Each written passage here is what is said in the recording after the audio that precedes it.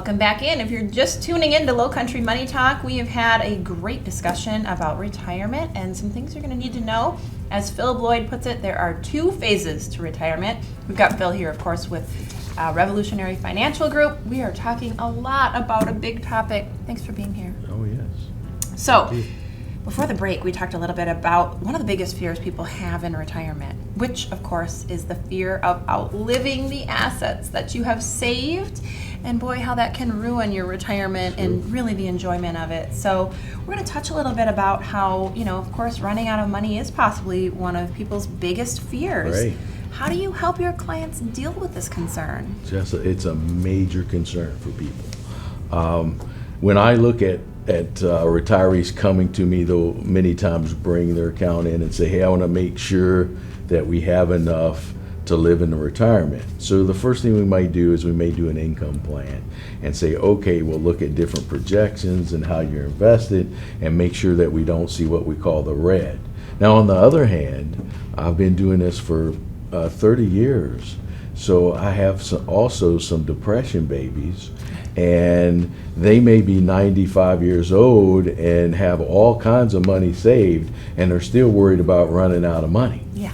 So I'm like, well, I'm not trying to be nasty, but we may run out of time before we run out of money. Right. But with most people, the thing we have to realize with an income strategy, we need to have an income strategy that applies to what we'll call a bull market, which we're currently in, where the stock market's doing real well, minus the last few weeks there, and then a bear market, when the stock market sells off at least 20% of its high, we would consider that to be a bear market. So the income needs to change a little bit based upon what market we're in. We've always been told, sell your equities or your stock accounts or your growth funds when they're high. Right? Although most people, they get scared and they sell low. Right.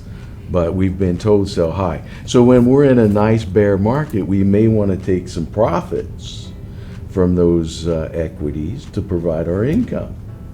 But as that changes, and let's say, for instance, we enter a bear market, we definitely don't want to be selling any of our equity positions because they're at a lower value.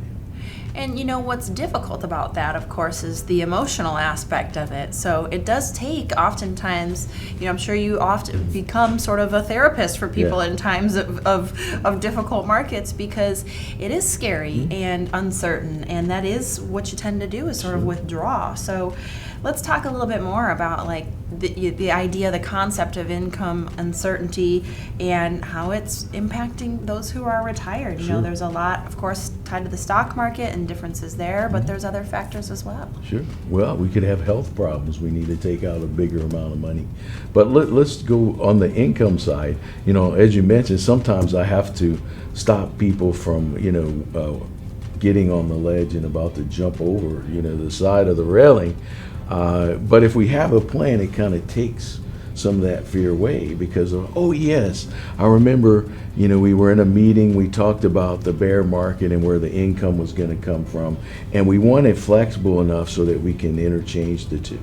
So let's say a bear market, if we go back to March of last year, Jessa, wow, we hit a bear market in like 30 days or less. So it can happen very quickly.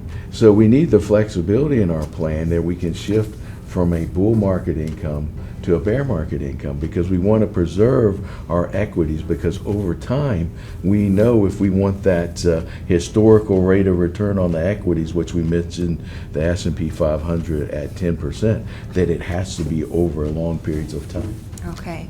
Well, we got more to talk about on that topic, and really talking about the best way to deal with income uncertainty if you are in this position. So we'll have more of Phil Bloyd after the break. Thanks again for being here. Thank you for watching. Stick with us. We have more Lowcountry Money Talk.